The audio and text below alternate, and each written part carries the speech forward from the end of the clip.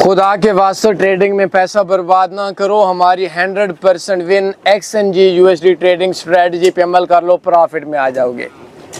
Forex के अंदर success पे जाओ, फॉरेक्स के अंदर प्रॉफिट पे ना जाओ। सक्सेस का मतलब ये है कि आप लोग जो नुकसान से बचना सीखो।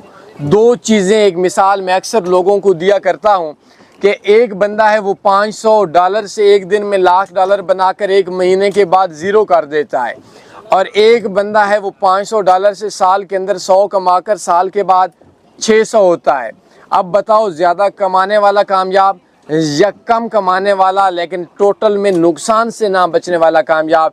तो ऑफ कोर्स कामयाब वही है जो लॉन्ग टर्म कम प्रॉफिट कमाता है और नुकसान से बचता है। इसको हम लोग सक्सेस बोलते हैं। दुनिया की इस खूबसूरत सी जगह के ऊपर मेरा दिल कर रहा है कि आप लोगों को कोई सबक दे सकूं, तो हमारा साइकोलॉजी का कोर्स है, हमारे फ्री